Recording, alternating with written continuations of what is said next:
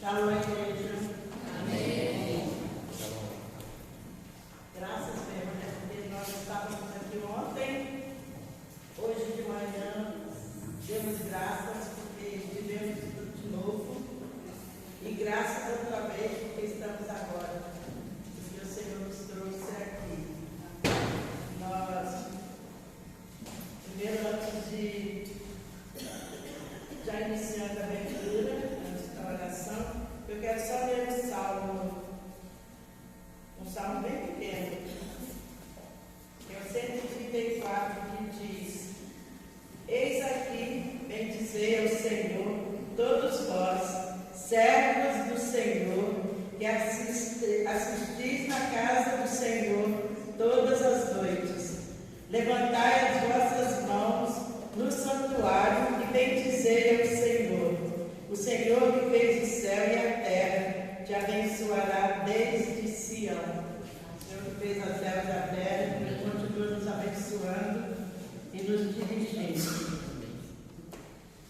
Eu vou pedir o irmão João que eu olhe a Deus nesse momento, agradecendo mais uma vez estarmos aqui e por o culto que já iniciou com louvor e por tudo que está sendo feito aqui. Irmão João. Irmão João. Desculpa, estava longe.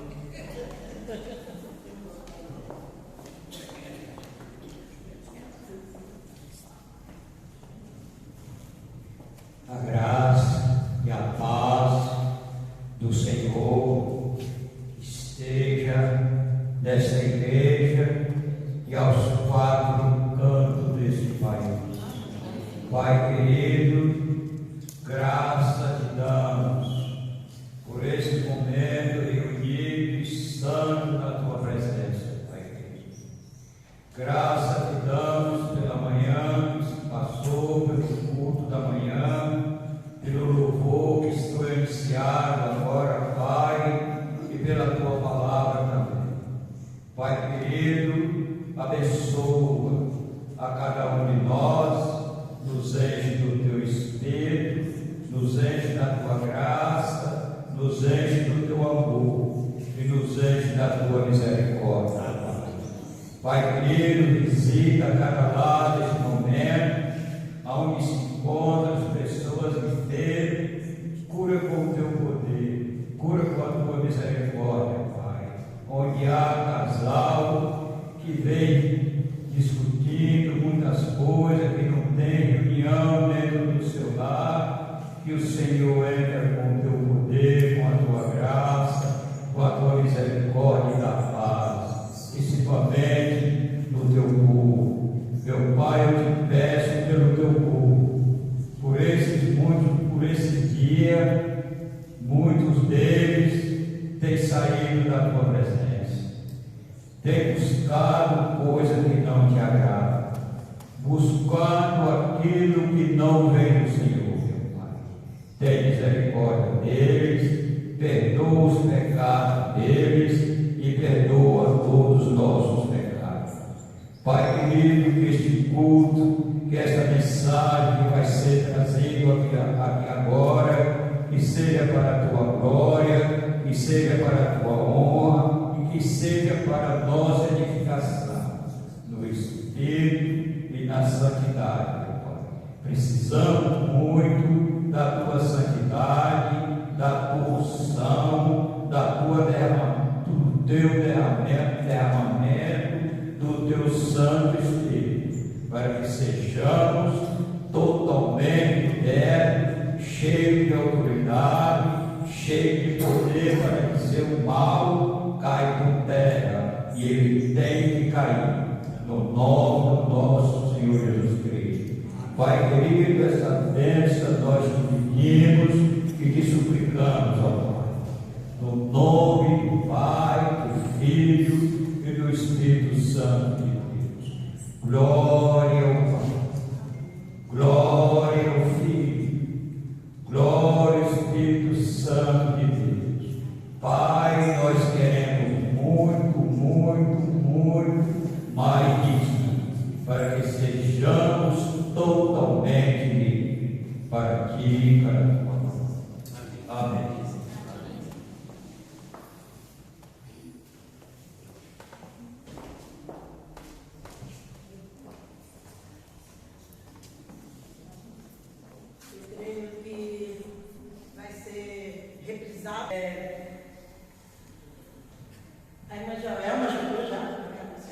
ela não vem. Hã? Infelizmente ela não vai poder vir. Aqui, infelizmente mesmo, estou com saudade de ouvir a voz da Joelma. Mas já que não vem, vamos cantar então aqui o hino.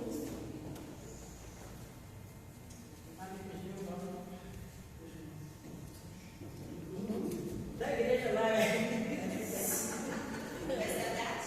Verdade. Obrigada, querida. 456.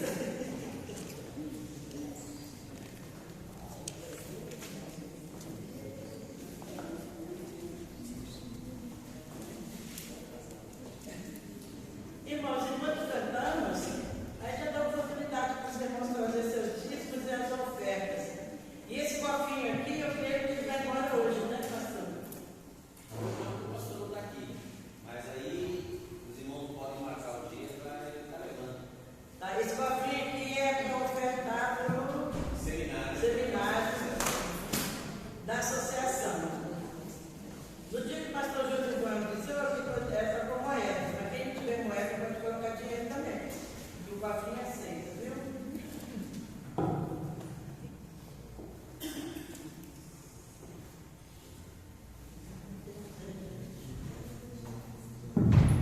Pastor, mesmo, gente.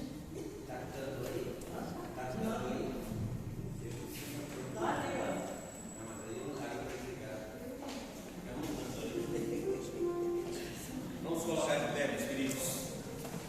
É um desafio, ela me chama para mim. E eu mais atrapalho ela porque eu sou mexido, tá? Mas eu vou trabalhar no senhor com a minha, a gente aceita. Em termos de regência, eu não passei na escola nem de aprovado. Deus abraço.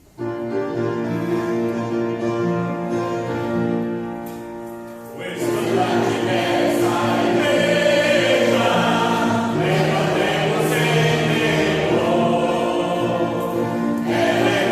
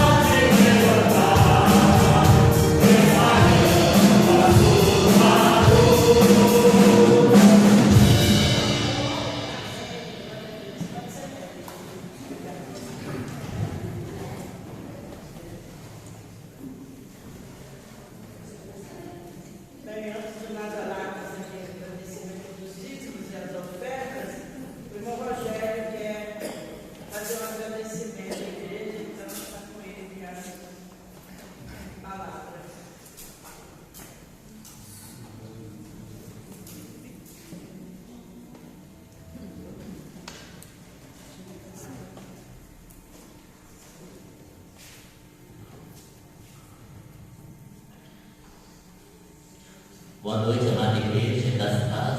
Amém. O intuito de estar aqui hoje com muita alegria é agradecer primeiramente a Deus por Ele ter me dado esperança, né? Esperança que vem de Jesus, falou o som. A esperança, né? Que vem de ver do nosso Jesus, né? E agradecer, né, a Deus, né, por ter me ajudado a firmar minha fé durante esses momentos que passei, na expectativa se minha mãe ia conseguir operar ou não. Enquanto o mês passado, um mês e pouco, eu estava até bem assim com a fé, mas o pastor Kibala pregou sobre a fé, e quando ele falava, o Senhor diz para você que sim, né? Acho que irmãos lembram daquela mensagem. E quando ele falou, mantenha a fé, o Senhor diz sim para você. Eu estava orando, né? Eu falei, Senhor, continua mantendo a minha fé, né? Quando foi dia 10, mais ou menos, e nada, me chamaram minha mãe para operar, já estava, né? Minha tia falou, como vai fazer o Natal, sua mãe pode ficar sozinha, não vê. Sua mãe não vai ser chamada para operar. Eu falei, não, o ano não acabou, vamos manter a fé. E minha mãe falou que eu quero operar. Amém. E quando foi no dia seguinte, no domingo mesmo, né? Eu fui para a igreja, orei, voltei, cheguei em casa, conversei com minha mãe, nada. Depois eu peguei, deixa eu olhar aqui o e-mail do processo, fui ver. Quando eu vi, eu não acredito.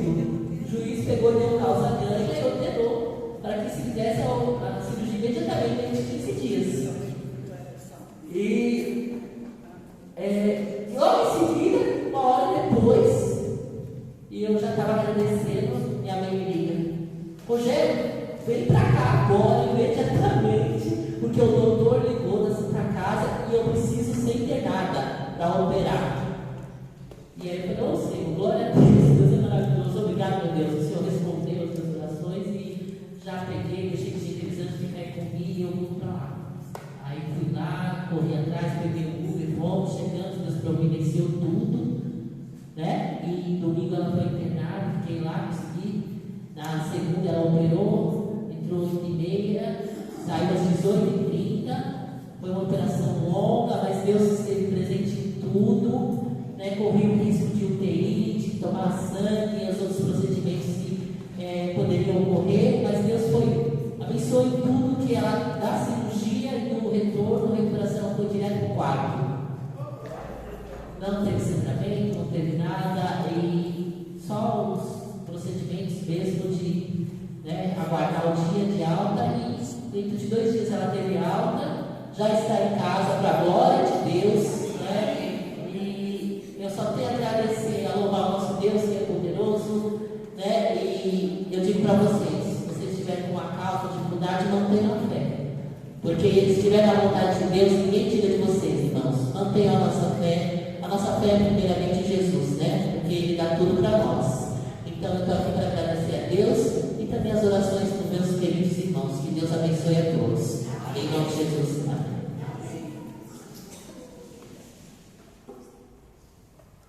Eu vou pedir para a irmã Rita ela orar em agradecimento aos dízimos e também essa bênção, né? Porque a Elita, a irmã Neuza e eu, nós assistimos bem a irmã Neuza nesse período e a Maura também nesse período de espera pelo Rogério, pela família, né? Principalmente pela irmã Neuza. E ela já está em casa se recuperando. Então, Elita.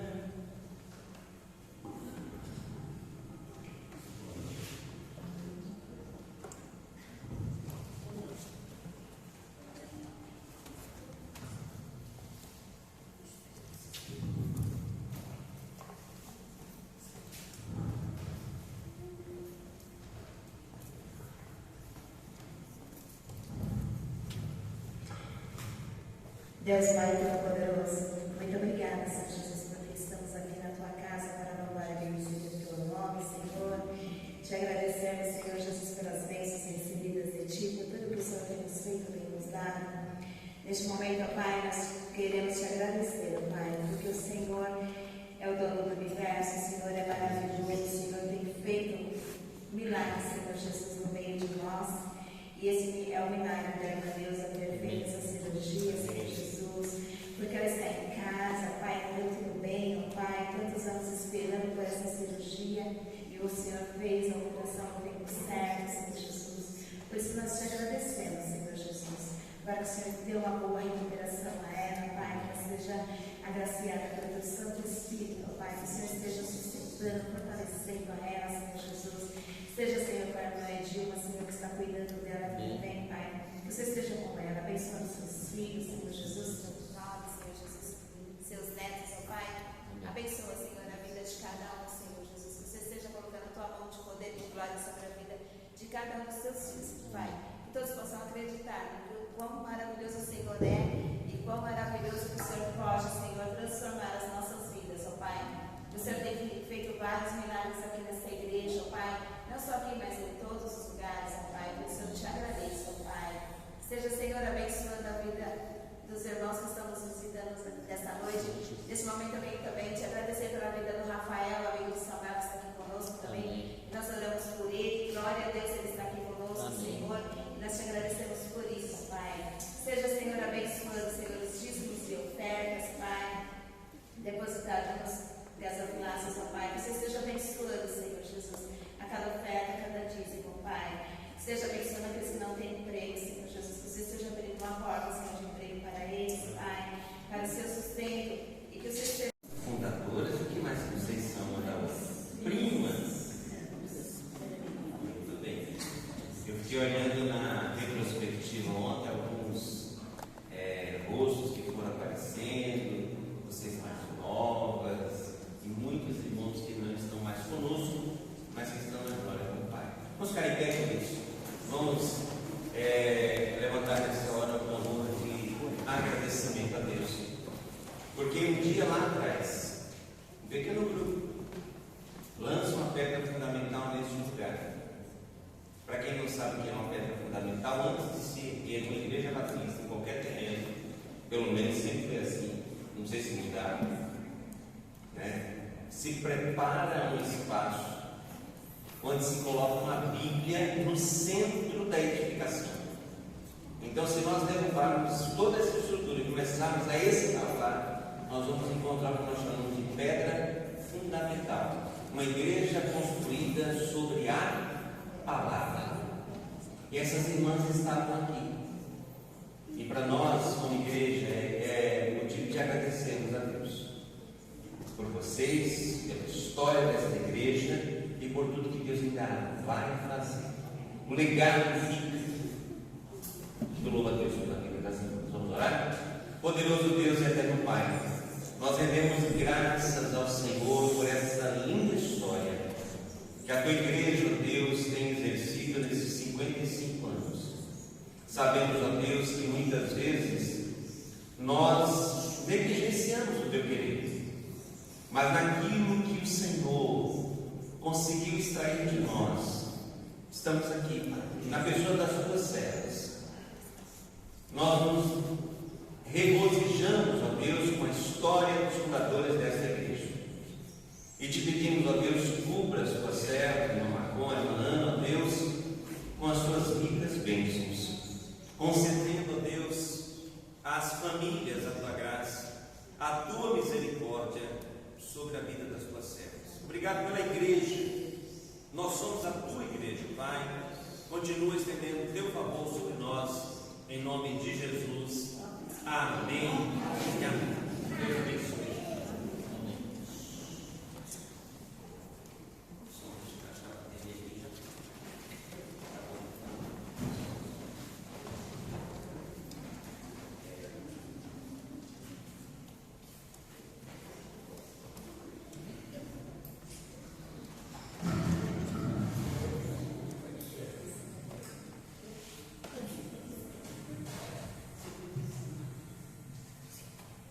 Já?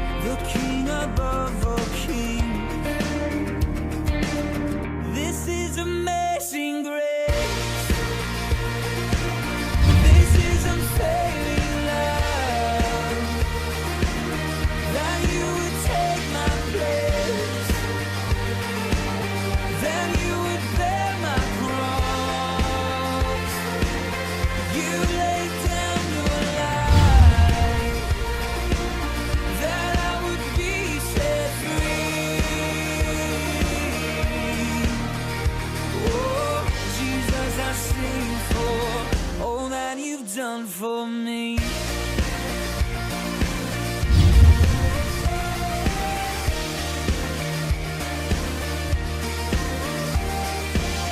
Who brings our chaos back into order? Who makes the orphan a son and daughter? The King of glory, the King of glory, who rules the nations with truth and justice, shines like the sun in all of its brilliance. The King of glory, the King above all kings. Yeah, this is amazing grace. This is unfailing love. That you would take my place, that you would bear my cross. You laid down your life, that I would be set free. Oh, Jesus, I sing for all that you've done for me. Worthy is the Lamb who was slain. Worthy is the King who conquered the grave. Worthy is the Lamb who was slain.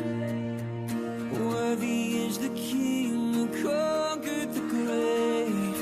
Worthy is the Lamb who was slain.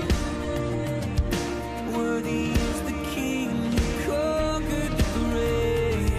Worthy is the Lamb who was slain. Worthy, worthy, worthy. Oh, this is amazing grace. This is unfailing love. That you would take my place, that you would bear my cross.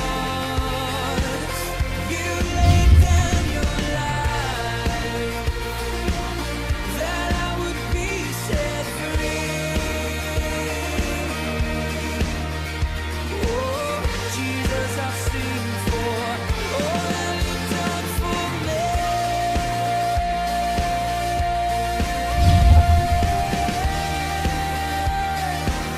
All that you've done for me.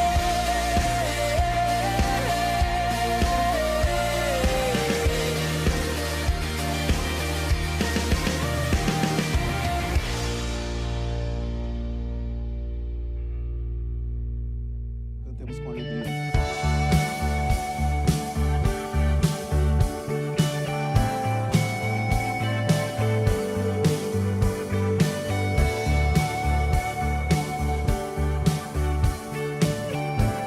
A ti, Senhor, todo louvor e toda honra. Louvor e honra, poder e glória pertencem ao nosso Deus. Todos os povos, tudo que existe, louvem ao eterno Deus. Toda língua confessará tua grande glória, todo joelho se dobrará em louvor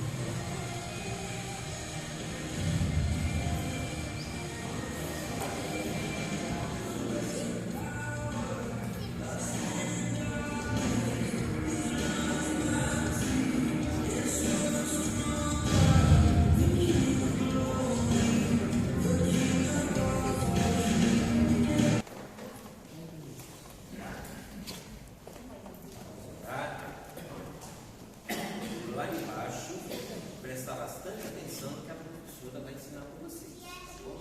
Isso. Senhor nosso Deus e nosso eterno Pai, nós te rogamos, ó Pai, as tuas bênçãos sobre cada lar aqui representado, que eles cresçam não somente em estatura, mas também no conhecimento da tua graça. Derrama sobre eles, ó Deus, a tua bênção. Faça com que os seus pais tenham condições, ó Deus, de instruí-los no caminho que devem andar, a santa palavra do Senhor. Que eles possam agora também ser instruídos ali na sala, aprendendo mais de ti. Em nome de Jesus. Amém.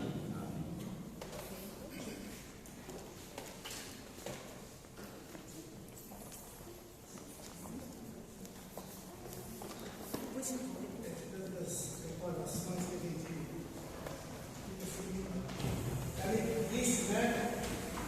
Saber que muitas pessoas já passaram por aqui, muitos estão no seio de Abraão, mas esse Deus é maravilhoso, ele continua com isso. Nosso Deus, nosso Pai, santificado é teu nome, Senhor. Obrigado, Pai Santo, por esses 55 anos. Que essa porta foi aberta, essa casa de oração, Senhor nosso Deus. E aqui nós estamos para te louvar, para continuar te louvando, Senhor. Obrigado por tudo que o Senhor tem feito em nossas vidas, Senhor Jesus. Agora, Pai Santo, quero te entregar ao Senhor, o seu servo, Pai, que ele vai realizar. Tudo que ele disser nessa noite, Pai, seja inteiramente melhor, Pai. Fica conosco, Pai. Vamos ver se eu te peço e agradeço em nome de Jesus. Amém. Amém.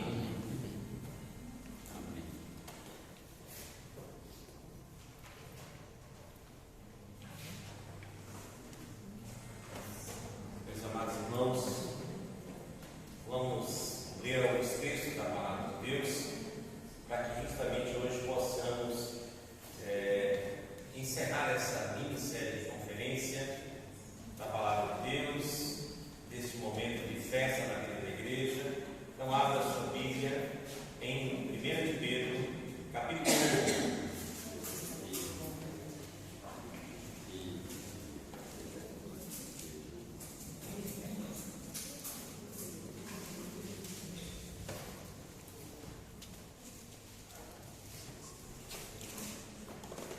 Pedro, capítulo 1, a partir do verso 17, nós vamos estar lendo a palavra de Deus. Mais uma vez eu peço aos irmãos que, em reverência à palavra do Senhor, nos coloquemos de pé. Vamos ler a Santa Palavra, capítulo 1 de 1 Pedro, do verso 17 até o verso 21. Todos acharam? Amém? Amém. Então leiamos.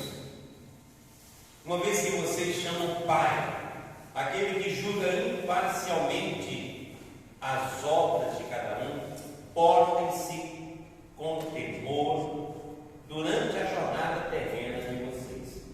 Pois vocês sabem que não foi por meio de coisas perecíveis, como prata ou ouro, que vocês foram redimidos da sua maneira vazia de viver, transmitida por seus antepassados, mas pelo precioso sangue de Cristo, como de um cordeiro sem mancha e sem defeito, conhecido antes da criação do mundo, revelado nesses últimos tempos em favor de vocês.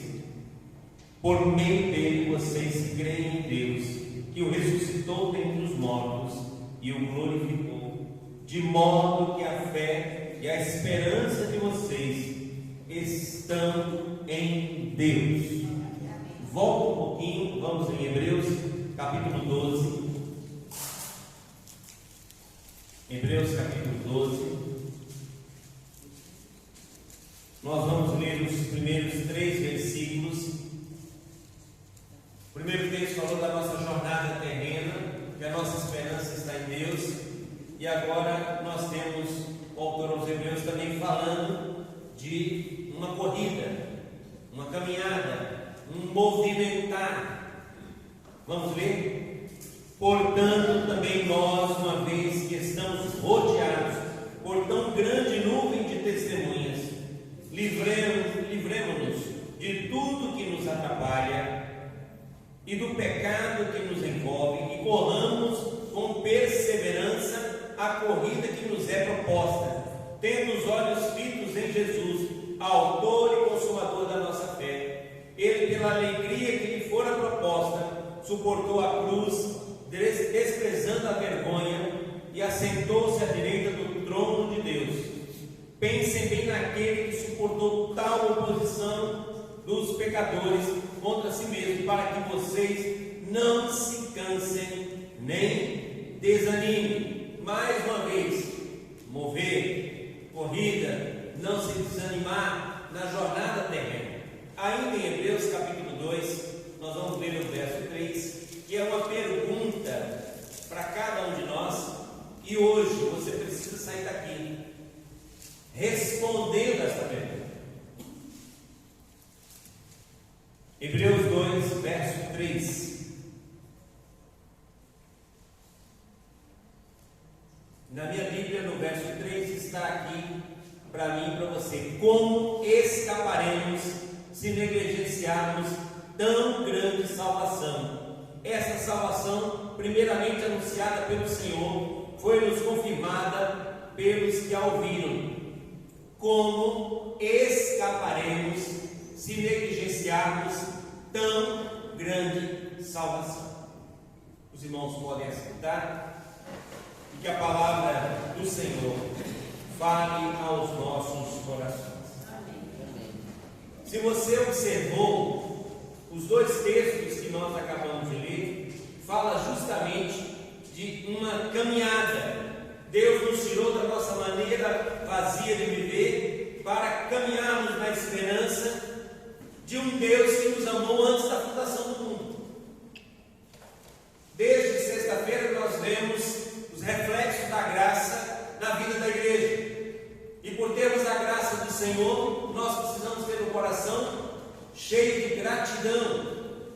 Ontem, outro reflexo da graça foi justamente a questão de sonhar, de restaurar de novo a alegria, os sonhos.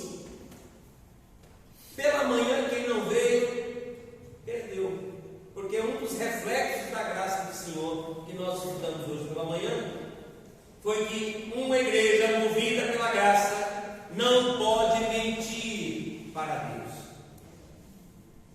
Depois vocês assistam o vídeo, porque o Rodrigo gravou, vai compartilhar no grupo, vocês vão assistir. Então quem não veio no domingo de manhã não pôde participar ao vivo do que o texto estava querendo tratar conosco. Que texto é esse que nos fala como Deus reage quando nós mentimos para Deus? Foi hoje de manhã, mais um reflexo. E agora eu quero falar dessa corrida, para que eu e você não se canse, para que eu e você não fique desanimado, porque a nossa esperança está em Deus. Uma igreja movida pela graça, ela está em movimento, porque a graça de Deus nunca ficou parada, ela sempre esteve em movimento. E quando nós falamos, corramos a carreira que nos está proposta, é uma corrida. O texto aos Hebreus diz que nós estamos rodeados de uma grande nuvem de testemunhas. Quem são essas testemunhas? No capítulo 11, nós vamos ter uma galeria em que as pessoas dão o título dos heróis da fé, que viveram antes da cruz, com a esperança do Messias que viria, e eles viveram esta caminhada com seus altos e baixos, mas a graça se moveu em todo o tempo da história da redenção do Senhor. E eu queria, antes de chegarmos na resposta que eu e você temos que dar, como nós vamos escapar se negligenciarmos tão grande salvação, eu queria voltar com você um pouco na história e vermos aonde foi a largada dessa corrida. Quem aqui já fez corrida de rua? Eu também. Opa, não, minha boa aí. Vocês viram o pastor hoje assim, pequenininho, magrinho, esbelto? Lá atrás, eu fiz algumas corridas de ruas. Eu fiz a revezamento Pão de Açúcar, ali no campo da USP. Eu acho que fiz umas 3 ou 4 vezes com um grupo. Corrida da Nike. a São Silvestre de número 79, eu participei dela. Eu parei, preciso voltar. Mas uma coisa que marcou a minha história e eu nunca vou esquecer. Foi a primeira corrida, chamada Corrida da Paz. Estamos falando de 2002, mais ou menos. Eu trabalhava na escola de Setúbal. E lá tinha um professor de educação física que fazia corrida de rua. E antes de vir para São Paulo, quando morava no Nordeste, a gente sempre tinha um grupinho para correr de manhã, sair para correr. E aí eu comentei com ele, ele falou, vamos correr. Eu falei, imagina, não vou aguentar correr. E a fala dele foi, qualquer pessoa corre 6 km. E essa Corrida da Paz foi um período em que São Paulo estava passando por grandes ondas de crimes, sequestros, e a Rede Globo, ali na região onde está hoje o prédio da Rede Globo, promoveu essa Corrida da Paz. Então eu fui para a primeira corrida. Chegando lá, ele me posicionou naquele grupo que corre 7, 8 minutos cada quilômetro, porque tem a turma que corre com 6, com 5, com 4, e quem já está no pilotão de elite que é para competir. Ele falou, ó, você sai daqui, porque os que saem na frente saem com mais velocidade, mas vai embora, segue a turma. E eu achei que eu podia, e fui. Primeira corrida, meus irmãos, não deu 5, 6 minutos, já tinha gente voltando do outro lado. Eu falei, é perto. Falei, olha, mamão passou. Quando eu descobri aonde era o retorno, e que ali era a metade da jornada, eu já não tinha fôlego, eu já não tinha mais forças, a temperatura, aquele carro velho radiador estava lá em cima, eu parei. Depois que a gente fez o contorno no local, eu parei e comecei a caminhar. E aí um senhor, eu não vou lembrar quem é, não sei quem é, não tivemos tempo de nos apresentar. Eu lembro que eu estava caminhando, respiração ofegante, e ele pegou no meu braço e falou comigo, não para não, continua. E aí ele trotou comigo, ele diminuiu o ritmo dele e correu comigo com certeza uns 300 metros mais ou menos. Falou para eu não beber a água toda de uma vez, para eu molhar a boca e me refrescar, jogar no pescoço e beber aos poucos. E quando aquele homem viu que eu estava de volta na corrida, ele foi embora no ritmo dele. Eu nunca mais vi, estamos falando de 20 anos atrás, mas foi usado por Deus e traz lição, porque eu não posso na jornada, na caminhada, deixar pessoas para trás. Uma igreja movida pela graça, ela anda junto com as pessoas, porque Deus tem uma largada da redenção, que diz o texto que não foi por obras perecíveis que nós fomos comprados, mas pela cruz que foi estabelecida antes da fundação do mundo. Ou seja, antes de dizer haja luz, já foi estabelecida a cruz de Cristo, para que eu e você pudéssemos ter salvação, ter este momento da graça do Senhor sendo derramada sobre nós. E aonde começa a corrida, já que nós estamos rodeados de uma grande nuvem de testemunhas. Quem são essas testemunhas? Esses heróis da fé começam lá no Velho Testamento, a largada se dá depois da criação, quando Deus coloca ordem no caos, quando Deus estabeleceu luz e separação da terra seca, da porção molhada, criou todas as coisas, viu que era bom, formou o homem do pó da terra e fez o homem à sua imagem e semelhança, e disse ao homem, domine. E esse dominar foi interpretado de maneira errada quando o pecado entrou. Por isso que nós estamos em questões ambientais hoje, por isso que nós estamos vivendo a questão da necessidade de revermos a maneira predatória como nós subsistimos no mundo. Porque o dominar significa ter conhecimento, ter sabedoria, saber explorar as potencialidades, cuidar do jardim que era sustentável e não destruir. O pecado ele vem para destruir. Satanás está buscando a quem possa tragar. Ele vem como ladrão para roubar, matar e destruir. Então, quando nós olhamos formas de destruição, não está no plano de Deus. O plano de Deus é vida.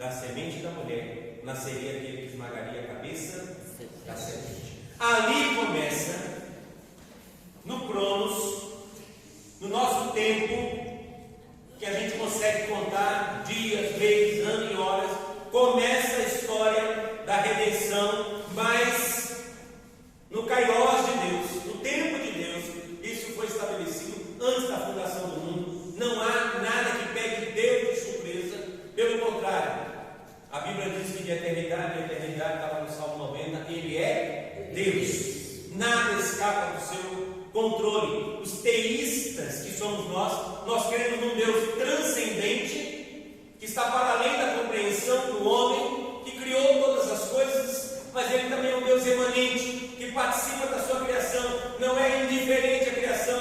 Ele é um Deus pessoal, Ele se move no meio da sua igreja, Ele está conosco todos os dias, diferente dos deístas que creem que Deus criou todas as coisas, deu corda e largou e não tem mais controle. Eu não creio dessa forma. Mas quando Deus estabelece no tempo do ser humano que nasceria aquele que esmagaria a cabeça da serpente, ali começa a história da redenção. Os filhos de Caim dão origem aos povos, às línguas, às nações. Porque aonde vem a divisão das línguas? Em Babel. Babel é justamente capítulo 11, depois da questão de Noé. Porque Noé revela para mim e para você que existe no caráter, no coração de Deus, uma medida da iniquidade. Todo o tempo na história do ser humano, quando o pecado, quando a imoralidade, quando tudo que é iniquidade começa a subir, os decretos e os juízos de Deus são estabelecidos a ponto de trazer de volta as coisas para um lugar aceitável. Foi o dilúvio. Um dos descendentes de Noé, Nimrod, constrói a torre, e essa torre é justamente para dizer: não seremos mais exterminados por Deus, nós teremos condições de ir ao céu. Ali Deus traz a confusão das línguas. Ali também nasce o princípio da feitiçaria, onde o ser humano tem a vontade de controlar Deus. E a gente faz isso quando o ser humano tenta, por mecanismos como uma torre de Babel, ou por uma penitência de joelhos subindo a escadaria, ou por uma corrente de oração, ou por uma campanha disso, daquilo outro. Falei hoje em Deuteronômio, capítulo 10, verso 17. Deus não aceita suborno. Deus não aceita qualquer tipo de adoração, porque Ele continua no centro do cuidado para com aquilo que Ele estabeleceu. Se nós invertermos a ordem, nós somos importantes, Deus é nosso, e nós controlamos Deus. Foi isso que Nimrod quis fazer, e Deus trouxe a confusão das línguas. Mas no capítulo 12, Ele continua, e Ele chama Abraão de Ur dos Caldeus, um que é pagão, e traz para o centro da sua vontade e fala: deixa a tua parentela e vai para uma terra que eu vou te dar, e serão benditas todas as nações. Interessante que a gente pensa que as coisas acontecem assim, mas quem conhece um pouco de história bíblica sabe que Abraão teve Isaac teve Jacó, pegando aqui os que são mais proeminentes, e Jacó tem José, e este povo é levado para o Egito. Por que Deus leva o povo para o Egito? E lá ficou 420 anos como escravos, porque quando o Senhor traz Abraão de Ur dos Caldeus, ele ainda é alguém que tem toda uma cultura, todo um histórico de vida. Quando Deus leva o seu povo para o Egito e vai à escravidão, muitos morreram, muitos nasceram, a nação crescia tanto que o Egito ficou incomodado, a ponto de querer matar todos os meninos. Ali eu vejo o primeiro plano da destruição, da promessa de que da serpente, da semente da mulher, nasceria e esmagaria a cabeça da serpente. Porque se os homens fossem exterminados, não teria a nação de Israel, não teria o povo da aliança abraâmica. Se você quiser dar um pulo na história para você ver como tentaram barrar o nascimento de Jesus, lá no Império Persa, quando Esther, rainha da Pérsia, Amã, um descendente amalequita, surge e trama de maneira diabólica destruir a nação de Israel. Mais uma vez, se a nação fosse destruída, Emanuel, que é o sinal que o Senhor dá, que a virgem conceberia e daria à luz a um filho, não nasceria. Se você quer dar mais um pulo para você ver, vai para Herodes. Herodes, quando descobre que o rei dos judeus vem, e nós estamos no mês de dezembro, onde celebramos o nascimento de Jesus, Herodes também tentou barrar a graça do Senhor, mandando matar todas as crianças, tentando chegar em Jesus. Perceba um pouco da história. Deus se move na história, a graça e o amor de Deus se move na história, sustentando a sua promessa. Mas este povo fica 420 anos e Deus levanta Moisés, um tipo de libertador, e diz o povo, com sinais e maravilhas: marchem, marchem. Para mim, uma das páginas mais tristes da história da redenção é quando o povo chega diante da terra e se acovarda. Porque diante do mar, eles não tinham para onde ir, o exército estava atrás. E Deus diz: diga ao povo que marche. Quando eles começaram a marchar, o mar se abriu. Quando a igreja marcha, eu amo aquela música do E a Igreja Vem, que é do. Como é o nome dele? Anderson Freire. Anderson Freire. Quando a igreja vem, a luz vem, as trevas se dissipam, o exército de Deus está passando com vida. As nossas igrejas batistas não suportam essa música, porque não tem noção da alegria que é o povo de Deus marchando. Vocês acham que o povo de Deus marchava no deserto como nós marchamos hoje? Quando o povo estava louvando a Deus, quando a arca é devolvida, você acha que o povo louvava como a gente louva? É que naquela época não tinha fogo de artifício, não tinha soltado fogo, tinha feito tudo quanto era movimento, sabe? Que nem a Argentina fez hoje. Pois bem, quando chegam diante da terra, somente Josué e Caleb tinham a visão de Deus. Eles se acovardaram. E diz o texto, se você ler Hebreus, você vai perceber Deus falando na carta aos Hebreus que Deus não suporta covardes, tímidos. E muitas vezes na história, por não compreendermos esse mover da graça, nós nos acomodamos, nos acovardamos e ficamos tímidos diante da tarefa de corrermos a carreira que nos está proposta, de não deixar que nada nos embarace, deixar de lado o pecado que nos envolve e olhar para o autor e consumador da nossa fé. Este povo no passado ainda não tinha visto Jesus, a cruz ainda não tinha sido estabelecida, mas eles passam 40 anos no deserto e aquela geração covarde morre. Somente Josué e Caleb, os que nasceram, é que entram na terra. Mas o ser humano, ele tem uma inclinação para o pecado. O ser humano, ele tem uma queda que ainda está latente e ele precisa dessa restauração. Entra na terra e logo que entra na terra começam a se misturar, começam a fazer aliança, começam a adorar a deuses estranhos, a ponto de Josué chamar o povo, como diz aí fora, na chincha, chamar o povo arrasando. Escolham hoje a quem vocês vão servir, se aos deuses dos vossos pais que estavam além do Eufrates, deuses pagãos, ou se vocês vão fazer como eu, porque eu e a minha casa serviremos ao Senhor. Deus em todo o tempo chama seu povo. Ainda no período dos juízes, governado por juízes, e o povo tem a mania de ficar olhando o que os outros povos estão fazendo. Nós fazemos a mesma coisa. A igreja está fazendo tal coisa, acho que está dando certo. Se a gente colocar na nossa também vai dar certo. Não vai. A roupa que serve em mim não serve em outro.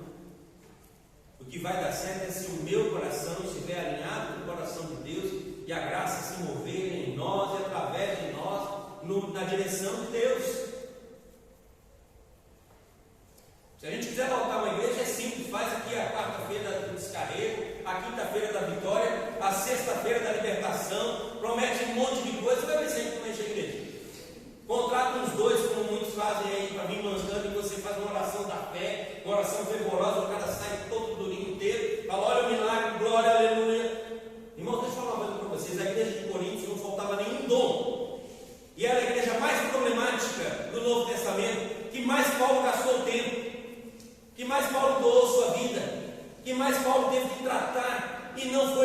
sustentado pela igreja. Tem hoje igrejas que não querem sustentar seus pastores. Eu fico triste com isso. Começaram a olhar que precisavam de um rei. Eu e você só temos um rei, Jesus Cristo. Escolheram Saul. Samuel ficou indignado, achando que estavam rejeitando ele. E Deus falou para Samuel: não, eles não estão rejeitando vocês, estão rejeitando a mim. Todas as vezes que eu não estou no centro da vontade de Deus, eu estou rejeitando Deus. Eu estou rejeitando a vontade de Deus. Isso vale na área da família, isso vale na área da cidadania, isso vale na área do casamento, isso vale na área do namoro, isso vale em todas as áreas. Todas as vezes que eu não estou no centro da vontade de Deus, eu estou rejeitando Deus. Passou 40 anos, Saul desobedece. Deus dá uma ordem a Saul para destruir os amalequitas. Quem eram os amalequitas? Quando a nação de Israel está saindo do Egito, mais de 2 milhões de pessoas, imagine esse cortejo. Quem vai na frente? Crianças, jovens, aqueles que são mais fortes. No meio vem aqueles mais maduros. E lá no fim, quem é que fica? Os idosos, as mulheres grávidas, os enfermos. Os amalequitas se levantaram e começaram a matar o povo de Deus numa emboscada, até a notícia chegar nos guerreiros que estavam na frente. Muita gente morreu e Deus decidiu exterminar este povo. O que foi que Saul fez? Desobedeceu.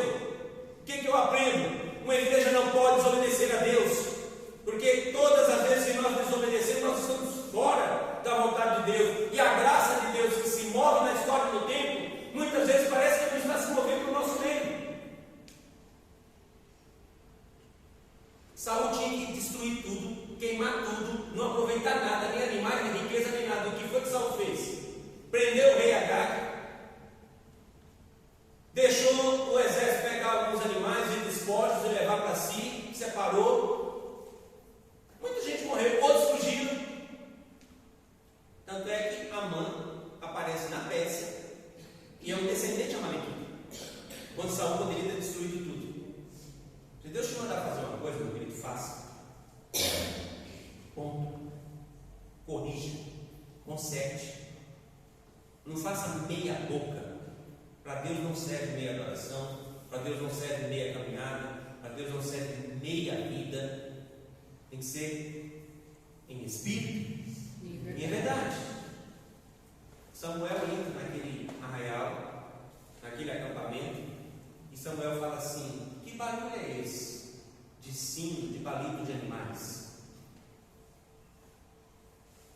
Para mim, quando eu li isso pela primeira vez, eu fiquei até assustado, porque eu nunca esperei que Samuel pegaria uma espada. E aí Saul chega, quer justificar: é o povo. O povo queria aproveitar e levar algumas coisas, que era muito desperdício de destruir tudo. Mas olha, eu prendi o rei Agag. E traz para o rei Agag a presença de Samuel. E Samuel saca a espada e corta a cabeça daquele rei. E fala na cara de Saul: muito mais do que sacrifícios, importa obedecer a Deus. Tem gente que hoje quer fazer sacrifícios, quando na verdade nós precisamos obedecer a Deus. Saul é destronado. Conhecemos a história de Davi. Davi vence o gigante. Davi vem da linhagem de Jessé. Davi é o menos considerado. O que eu aprendo? Na lógica dos homens, a gente escolhe o mais capacitado, o mais forte, aquele que tem mais presença. Na lógica de Deus, coração, compromisso. Crente descompromissado, misericórdia. Misericórdia. Davi foi perseguido. Davi venceu os filisteus na força do Senhor dos Exércitos. Reina 40 anos. Caiu em pecado. O seu pecado gera consequências para a sua família. Morte na família, estupro na família. O filho do pecado morre. mas nasce Salomão. Davi deixa de reinar, Salomão reina mais 40 anos, foram 120 anos de reino unido. Quando Salomão morre, Roboão, um dos seus filhos, assume o reino. E na dinastia de Davi, em Roboão, o reino é dividido em reino do norte e reino do sul. Jeroboão lidera uma revolta por conta dos impostos, por conta da dureza de coração, de não querer atender os anciãos. Os anciãos foram aconselhar aquele moleque, dizendo para ele: olha, veja o que o seu pai fez, seja alguém a considerar as queixas do povo, esse povo estará com vocês. O que ele disse? O meu dedo mindinho é como se fosse a coxa do meu pai. E ele manda fabricar um chicote que a gente chama de chicote de escorpião. O que é chicote de escorpião? É com várias tiras de couro e na ponta de cada uma tem um anzol. Então aquele que era castigado por causa da revolta, a pessoa era condenada a uma sentença de apanhar com várias chibatadas, só que toda vez que você batia, os anzóis entravam na carne. E quem já pescou sabe, não dá para tirar o anzol sem dilacerar a carne. Jeroboão leva uma revolta, 10 tribos do norte, chama-se Israel, 2 tribos no sul, Benjamim e Judá. Aí nós temos a nação de Judá. O templo é em Judá, em Jerusalém. Precisou construir novo templo lá, nova casa de sacerdote.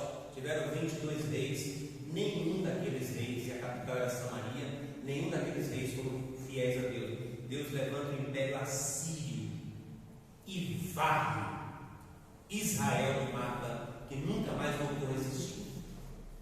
É neste tempo que surgem os profetas, para falar no reino do norte e para falar no reino do sul. Deus, com a sua misericórdia e graça, levanta homens. Por que profetas foram levantados?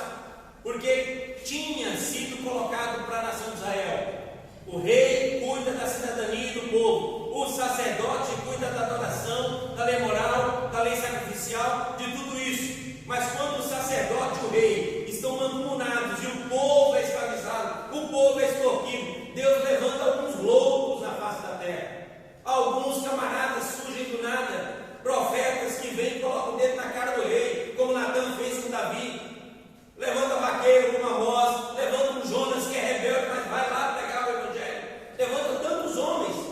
Isaías surge pregando justamente no reino do sul. Olha o que aconteceu com o reino do norte. Olha o que aconteceu com o reino do norte. O que eu aprendo aqui, meus irmãos?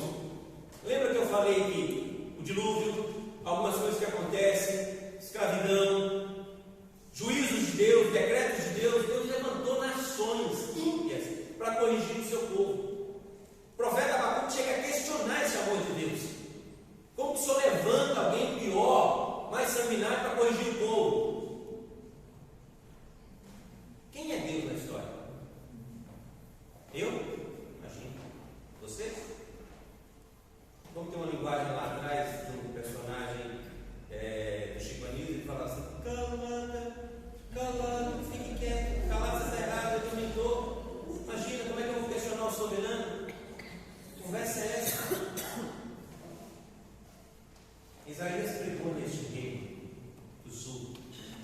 Isaías foi morto vivo, colocado dentro de um tronco de uma árvore, cerrado ao meio, mas não deixou de pregar o evangelho. Jeremias foi jogado na cisterna, não deixou de pregar o evangelho. E Deus levanta Nabucodonosor, varre a nação de Israel.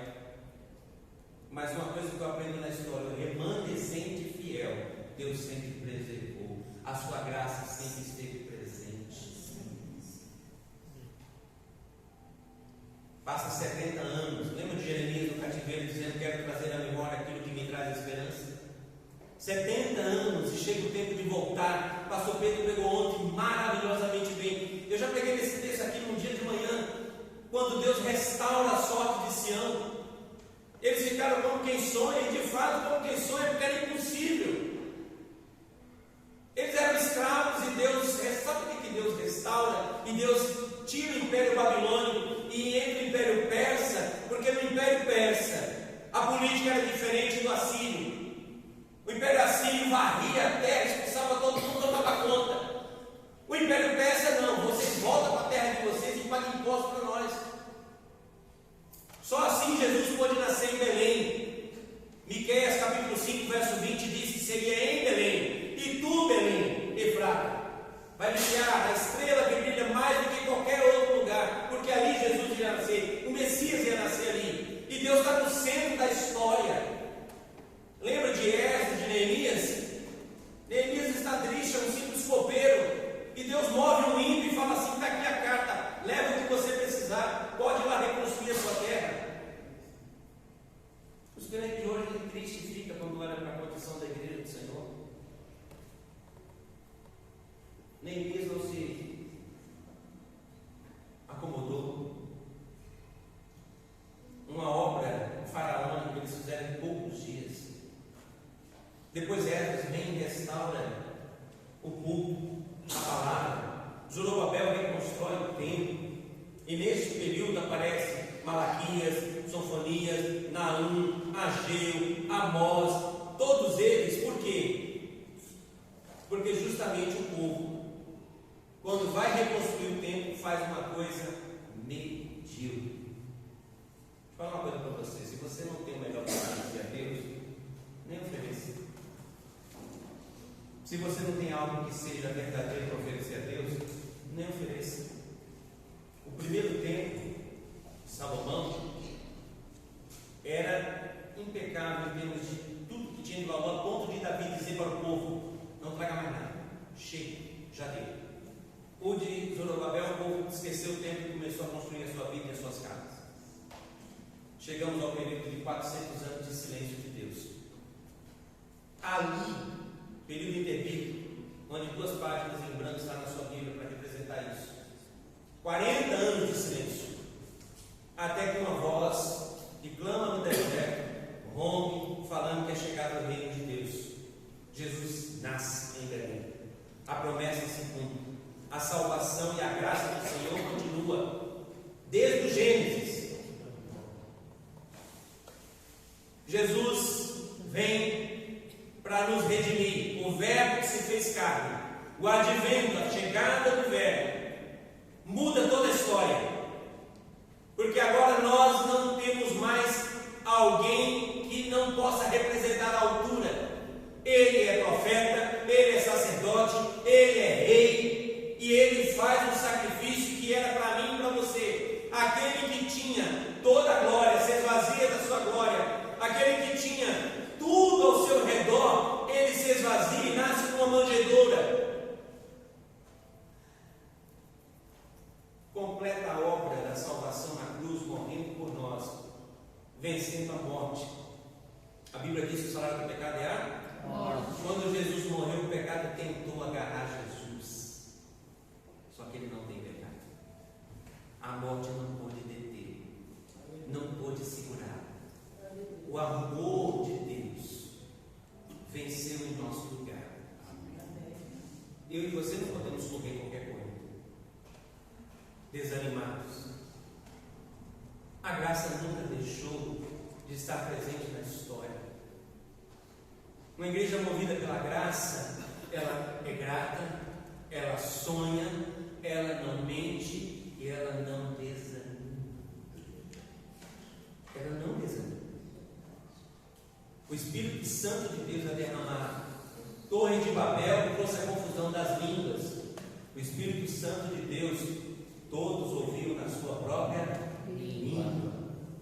Deus transforma aquilo que era separado em um único povo, a igreja do Senhor. A igreja do Senhor. E a minha pergunta desde o começo é: como você vai escapar se negligenciar tão grande salvação? Essa salvação é para você, meu amado. Você que está aqui hoje, essa salvação é para você. Ser humano nenhum pode ofertar nada a Deus. Eu vou viver 70, 80 anos e vou agradecer a Deus. Como que um ser humano finito, terreno, pode oferecer alguma coisa ao Criador do nos sustentou e tem nos sustentado. Levanta pandemias, permite que alguns sejam retirados e outros são preservados, fugindo à lógica da humanidade. Deus preserva, Deus sustenta. Como que você vai escapar se negligenciar tão grande salvação? Não há nada que você possa fazer para ser salvo. Salvação é algo que vem de fora. Quando nós estamos no UTI, quando tem que ter uma manobra, uma intervenção, um ressuscitar, aquele que está doente não pode fazer nada, é o médico, é o enfermeiro, é toda a tecnologia que te resgata. Se você está morrendo afogado, alguém tem que ir ao seu encontro e te resgatar. Se você está preso numa serragem de um acidente, tem que vir alguém de fora te resgatar. Salvação não se produz. Salvação é graça. E Deus quer salvar. E uma igreja movida pela graça não pode negligenciar a grande salvação e se calar. Uma igreja movida pela graça, ela tem que ser como aqueles que falam pelos cotovelos do amor de Deus, do amor gracioso do Senhor. Eu queria convidar você a assistir um vídeo, encerrar minha palavra, dizendo para você: nós temos a melhor mensagem, o melhor presente, e não é nosso, é para compartilhar. Uma igreja movida pela graça, ela não para, porque a graça nunca parou. A graça sempre se movimentou.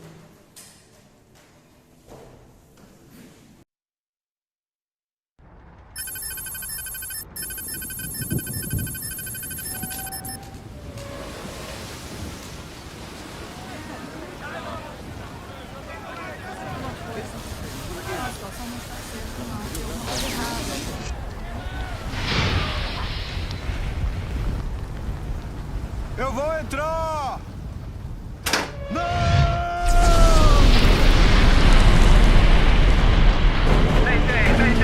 Mayday! 1254, aqui é o Rosemary. Ocorreu uma explosão a bordo. Temos um incêndio, estamos em perigo. Temos somente alguns minutos. Câmbio, Rosemary, aqui é a guarda costeira. Todos os navios da vizinhança dos 44 graus norte e 127 graus oeste entrem em contato e preparem-se para prestar ajuda imediata. Câmbio. Guarda costeira 1254, aqui é o Corpus Christi. Estamos nas mediações e no percurso em direção ao Rosemary. TSE é de 7 minutos. Câmbio. Entendido, Corpus Christi. Estamos aguardando. Câmbio. Fairbanks. Senhor, temos um navio nas imediações, é o Corpus Christi. A ponte de comando informou que eles têm 62 tripulantes com 24 botes salva-vidas para lançamento. Ótimo. Dê as coordenadas e as especificações do manifesto do Rosemary imediatamente. Quero um relatório sobre a situação do Corpus Christi em 5 minutos. Sim, senhor.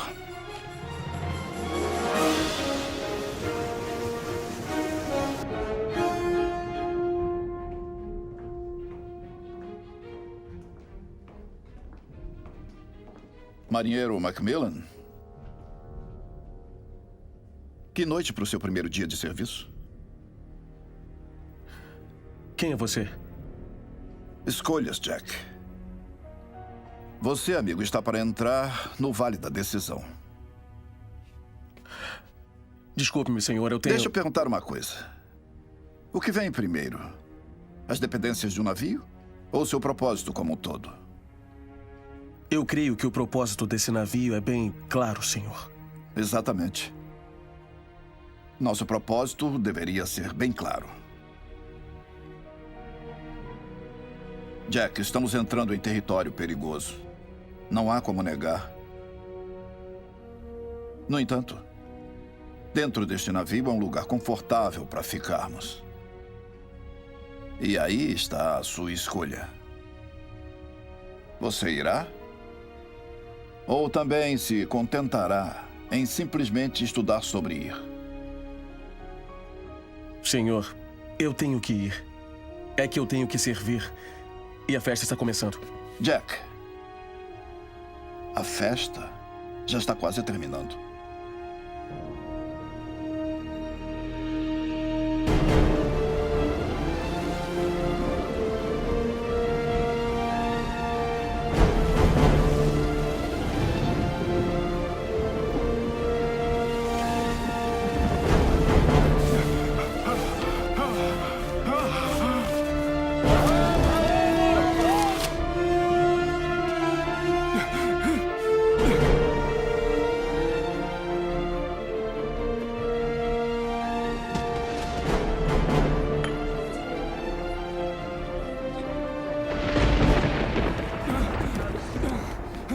Atenção, todo mundo!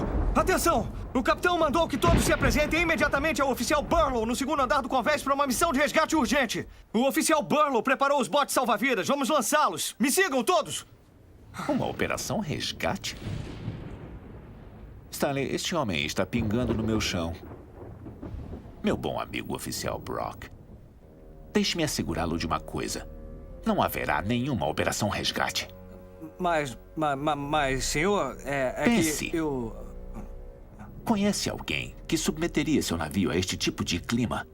Só aqueles que desejam continuar despercebidos. Então, se algum grupo de traficantes se meteu em confusão, eu vou ser o último a arriscar minha vida para salvá-los. Eles que se lixem.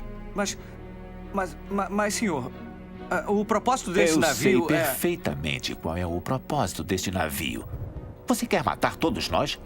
Não, mas é que... O motivo principal de estarmos dentro de um barco como este é que ele nos protege do que está do lado de fora. Isso não está claro para você, oficial Brock? Bom, talvez...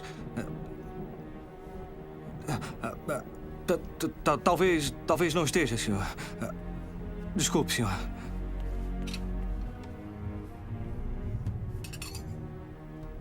Marinheiro Macmillan? É você que vejo juntar-se aos sábios?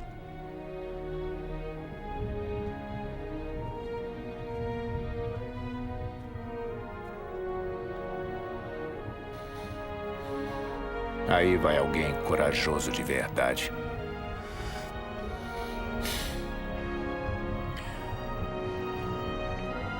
Todos, pontualmente na igreja às 21h45.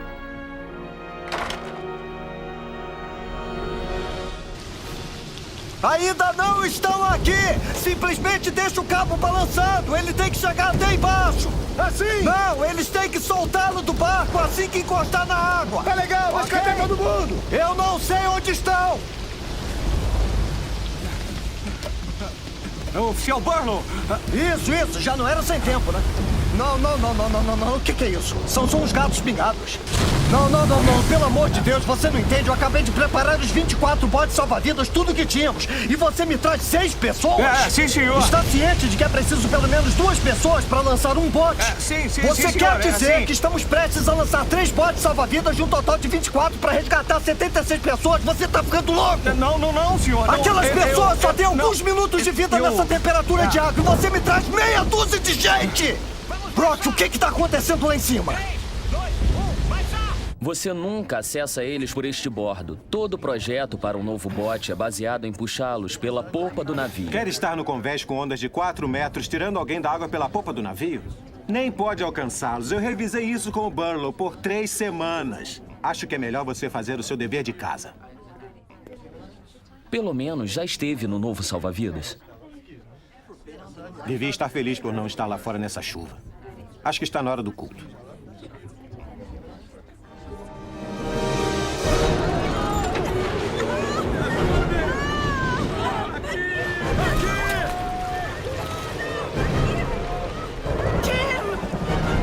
Cadê você? Onde você está?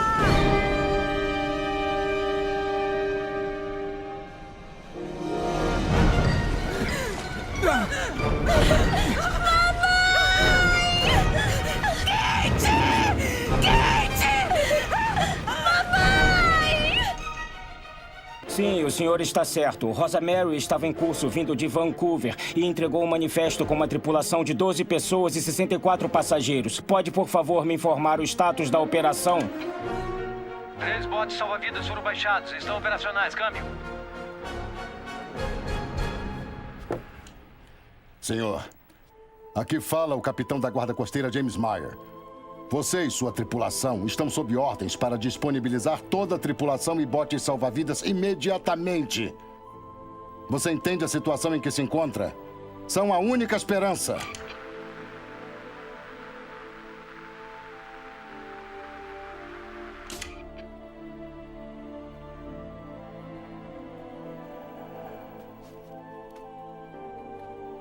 Eles têm o melhor navio que existe. 62 tripulantes, 24 salva-vidas e lançam somente 3.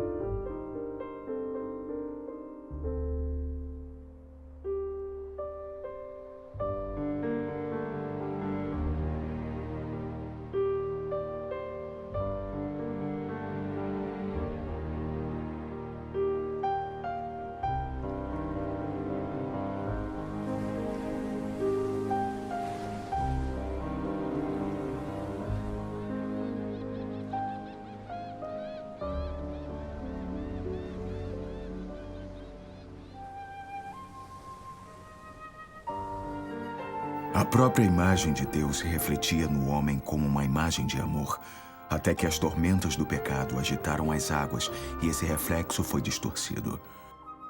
Porém, Deus não foi passado para trás. Ele investiu tudo o que tinha por todos quantos já viveram. Através das eras, homens e mulheres, investidos de paixão, viveram e morreram por pregar a palavra de Cristo e sua salvação a todas as tribos e nações. O amor de Deus na alma do homem é 100 vezes mais puro e nobre do que qualquer outro motivo que já o tenha impulsionado. Conhecer o amor de todos os amores é o segredo de todos os segredos. Meu amigo, eu estou aqui para dizer-lhe: a Igreja de Jesus Cristo não é um barco de prazeres, mas sim um bote salva-vidas para a salvação de almas. E precisamos de toda a ajuda a bordo.